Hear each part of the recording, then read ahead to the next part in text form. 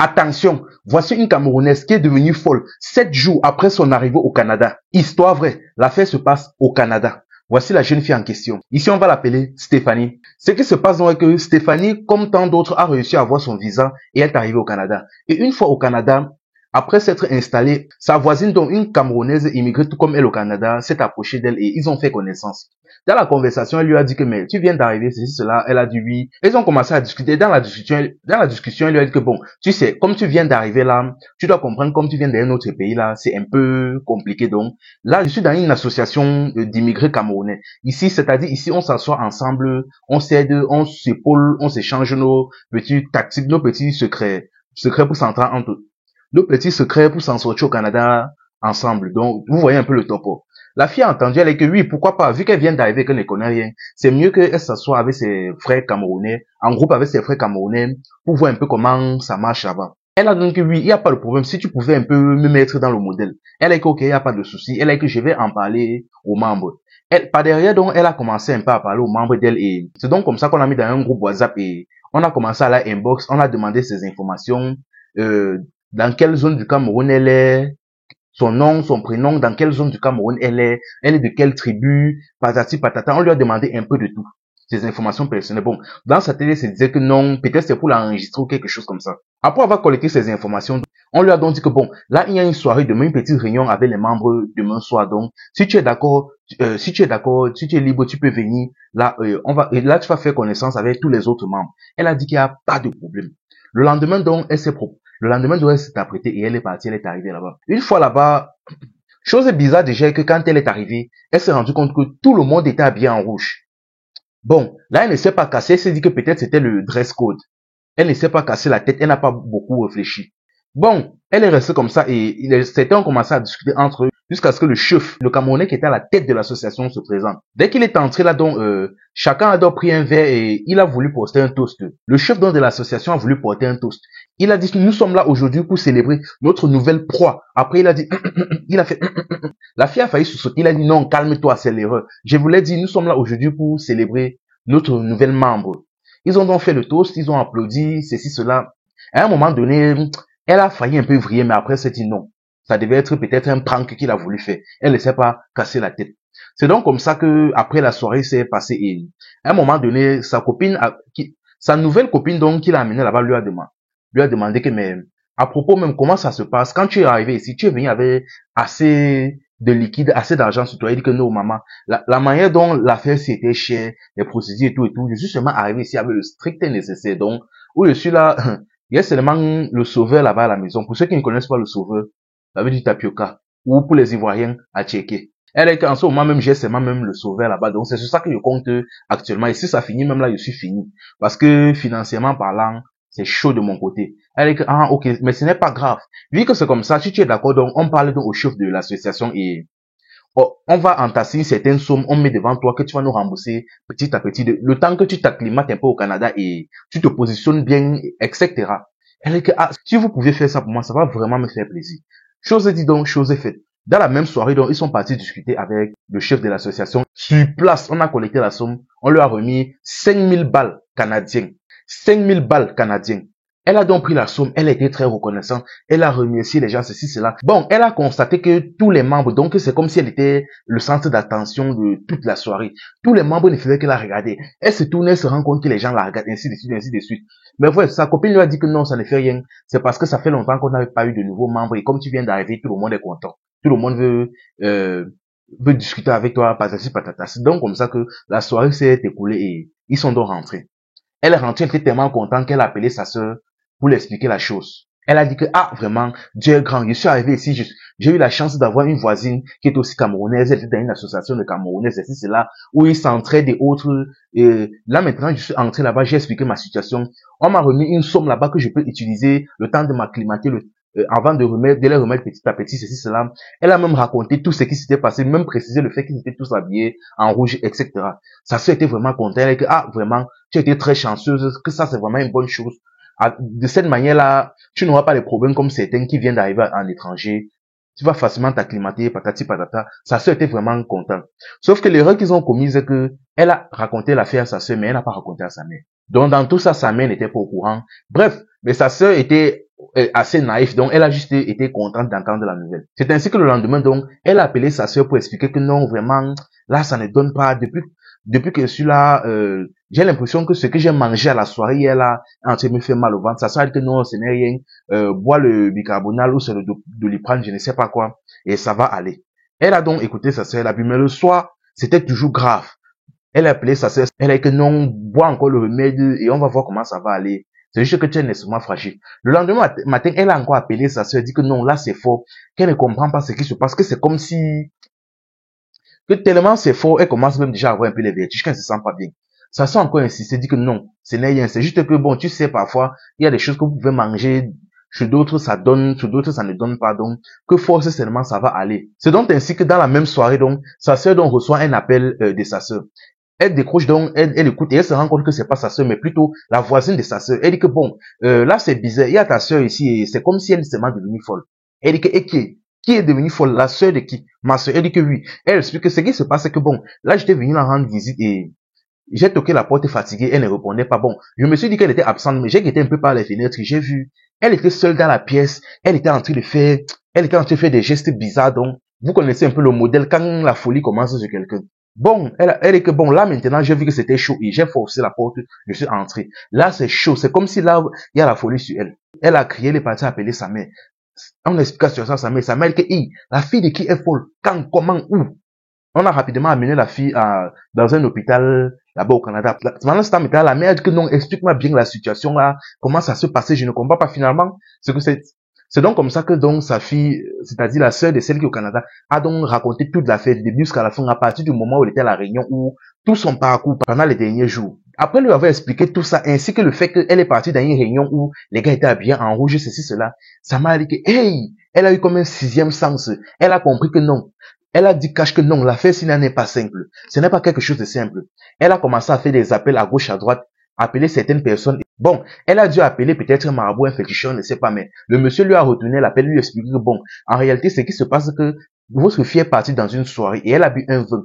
Et à partir du vin qu'elle a vu là, on l'a initiée dans une secte sans qu'elle le sache, sans qu'elle ne le sache. Donc là, vraiment, où elle est là, c'est chaud. Et puis encore, elle est partie prendre leur argent là-bas. Donc, où elle est là, sa situation est très compliquée. Parce qu'elle a bu de leur vin et pris de leur argent. Puis sa mère a dit que, yeah, elle a mis les mains sur la tête, elle a failli devenir elle-même folle. Finalement, là, on a commencé à faire les procédures forcées pour la rapatrier, la faire quitter du Canada pour rentrer au Cameroun, pour qu'on essaie au moins de travailler. Mais malheureusement, le lendemain, c'est-à-dire le 7e jour, elle est décédée. Ah, franchement, la famille, quand vous arrivez dans un pays étranger, soyez vraiment très prudents. En ce moment, même seulement, même la famille, même seulement en train de forcer. Cherchez seulement à avoir l'identité de la fille là pour l'afficher sur les réseaux. Franchement, soyez très prudents. Donc, mais mine de rien aussi, la fille là n'a pas été très futée. Quand tu arrives déjà dans une réunion, bon, une association, oui, dans tout pays il y a ça. Une association d'immigrés de même nationalité. Dans tout pays il y a ça. Mais le problème c'est que tu entres quelque part. Tu entres comme ça. Déjà, tout le monde est habillé en rouge. Voilà déjà le premier red flag. La première chose qui aurait dû l'interpeller. Le fait qu'elle entre tout le monde habillé en rouge. Depuis quand? Pas en noir, pas en bleu, en rouge. Deuxième red flag. Le fait qu'on l'a traité de proie là-bas. Avant de changer le contexte, 10 membres. Voilà le deuxième red flag. Normalement, à partir du premier, déjà, ça aurait dû l'interpeller. Mais le deuxième était tellement évident que je me suis même demandé, même si le chef de l'association n'en avait pas fait exprès. Elle-même là aussi, enfin, franchement, la famille. Mine de rien aussi, ce qui l'a aussi amené là aussi, c'est son manque de discernement. Famille, faites très attention. Voici un Camerounais en Allemagne qui est devenu fou après avoir fait monter sa copine. Histoire vraie, l'affaire se passe en Allemagne. Voici le jeune en question. Ici, on va l'appeler Dimitri. Ce qui se passe, c'est qu'au début déjà, Dimitri, déjà au Cameroun, ça ne donnait pas. Sa situation ne donnait pas. Il n'arrivait vraiment pas à s'en sortir. Il a donc décidé donc d'aller en Allemagne. Il a décidé donc de Beaux-Arts, de prendre la route du désert et autres. Par la force des choses, il a forcé, il a charbonné et il est arrivé au Maghreb. Bon, et vous savez très bien comment ça se passe là-bas, avec les hommes noirs et tout et tout. Enfin bref, je vous passe les détails. Il est donc arrivé là-bas, ça ne donnait pas. Et surtout, il est arrivé dans une très mauvaise période. Ça ne donnait vraiment pas. On ne les aimait pas là-bas. La situation était vraiment compliquée. Pour pouvoir tenir le coup, il a donc commencé par entrer en contact avec d'autres personnes, d'autres Camerounais comme lui, par Facebook et discuter avec eux. Et c'est ainsi que par la suite, il est tombé sur une jeune fille, Nadège. Ici, on va l'appeler Nadège. il est entré en contact avec elle. Au début, ils ont un peu discuté et il lui a expliqué sa situation, on dit qu'il était au Maghreb et tout et tout. Ils ont discuté comme ça pendant plusieurs mois. Enfin bref, ils étaient en relation à distance. Tout s'est passé bien jusqu'au jour où il a donc décidé donc de forcer et d'avancer. C'est ainsi donc qu'il a encore charbonné, forcé, il a pris la route de la mer, patati patata. Il s'est retrouvé en Suède. Et après la Suède, il a encore forcé, il est arrivé en Allemagne. Une fois en Allemagne maintenant, il se disait que tout était arrivé. Tout était déjà bon. Il a donc commencé à travailler au début dans le noir. Vu qu'il n'avait pas de papier, il a travaillé clandestinement dans le noir pour s'en sortir. Il était toujours en contact à ce moment-là avec sa copine. Bon, il a réfléchi donc à un plan. Il a donc commencé à causer avec sa copine, comment la faire monter, ceci, cela. Alors que lui-même, il n'avait même pas les papiers. Il a donc commencé à réfléchir. C'est ainsi donc qu'il a monté dans un plan avec sa copine. Il a donc dit que bon, je te fais monter ici et arrivé là, on fait un enfant, on paye quelqu'un qui a ses papiers ici pour qu'il reconnaisse l'enfant et après ça maintenant, tout va se passer. Elle a dit que ok, il n'y a pas de problème. Ils se sont donc arrangés, il a charbonné encore, il a investi et il a réussi à la faire monter. Une fois donc qu'elle était là-bas donc, ils ont donc entamé dans leur plan. Ils ont donc fait un enfant dans un premier temps et ils ont cherché un autre jeune comme eux qui avait ses papiers, ils ont négocié, ils ont payé le gars pour qu'il s'en va reconnaître l'enfant. Une fois tout a été fait, dès que l'enfant a été reconnu, la femme ainsi que l'enfant ont eu les papiers. Tout était bon, tout était cool. La femme était légale, elle était légalisée, régularisée. Enfin bref, elle avait ses papiers. Maintenant, le gars a dit que bon, maintenant que tu as l'enfant, maintenant que tu es régularisé et tout, ce qui va se passer donc, on va maintenant faire un deuxième enfant. Et on va partir maintenant là-bas, je vais partir reconnaître l'enfant et par le coup des choses, je veux avoir mes papiers. Elle a dit qu'il n'y a absolument pas de problème, que vraiment tu m'as fait monter, tu t'es occupé de moi et grâce à toi, grâce à un bon coup que tu as monté, j'ai pu avoir mes papiers. Donc il est temps pour moi de te rendre l'appareil. Le gars dans sa tête, lui, il avait déjà gagné, il était déjà arrivé. Dans sa tête, les papiers étaient déjà dans ses mains.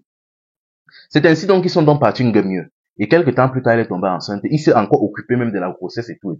Jusqu'au jour où elle a mis au monde le deuxième enfant. Dès que l'enfant est né donc, il a donc dit à la femme qu'on s'en va donc directement à l'administration pour qu'il puisse reconnaître l'enfant et avoir ses papiers. Dès qu'ils sont donc arrivés à l'administration, après avoir traité quelques papiers et tout, on a donc demandé à l'homme de faire un test de paternité d'abord pour être sûr à 100%. Il a dit qu'il n'y a pas de problème. Il a donc donné un morceau de lui. On est donc parti faire le test. Quelques jours plus tard, on l'a appelé de revenir. Dès qu'il est revenu, on lui a dit que monsieur, excusez-moi, mais l'enfant n'est pas de vous. Le gars dit que mais, comment ça? Le gars l'accueille dit que non, l'enfant n'est pas de vous. Il dit que mais comment? Il dit que non, voilà le test. L'enfant n'est pas de vous. Le gars voulait insister. Bon, bref, il est sorti. Il est parti voir sa femme avec les nerfs. Il est parti voir sa copine avec les nerfs. Mais c'est quoi ça? Quand on voit ceux qui sont à l'administration, me dit que l'enfant n'est pas de moi, comment? Voilà le test de paternité. Elle a voulu discuter au début, mais après elle dit que bon, tu sais quoi? Tu sais que toi, tu es là, tu n'as pas de situation et ton travail ne rapporte pas tellement. Moi, j'ai rencontré un gars ici qui m'a donné énormément d'argent. On est parti faire notre affaire et là maintenant, il va aller reconnaître l'enfant et il va s'occuper de lui et tout et tout. Le gars dit que quoi? Comment ça? Le gars a failli devenir fou, il est resté sur place. Il dit que après tout ce que j'ai fait pour toi, ceci, cela, la femme a seulement dit que pardon. Ils sont donc restés ensemble dans la même maison pendant un certain temps. Mais le problème est que tout le temps, le gars avait les nerfs, sa tête chauffée. À tout moment, il ne faisait que réfléchir à tous les sacrifices qu'il avait fait, tout ce qu'il a investi sur la femme, ceci, cela, comment il a fait monter, le temps qu'il a mis à s'occuper de l'enfant. Il ne faisait que tout le temps revenir sur elle, dit que après tout ce que j'ai fait pour toi, après tout ce que j'ai fait pour toi, oh, oh, c'est ainsi donc avec le temps, la femme en est eu marre, en a vraiment eu marre. Vous savez comment la loi en Europe est, dans une famille, la femme a toujours 100% raison. Elle en a eu marre que le gars lui répète sans cesse son erreur. Elle a pris doucement tous les affaires du gars, elle a jeté hors de la maison. Or, la maison même n'appartenait même pas à la femme. Mais bref, vous connaissez comment ça se passe en Europe. Elle a jeté tous ses affaires dehors. Elle a foutu dehors. Elle a fermé la porte. Le gars est resté dehors comme ça. Il a dit oui. Il a dit oui. C'était ainsi donc, au début même d'abord c'était les nerfs, mais c'est littéralement devenu la folie. Il est resté comme ça là, il s'est acclimaté, il a essayé de s'acclimater à sa situation. Il se rend compte que c'est en faisant monter la fille là que sa vie est maintenant comme ça.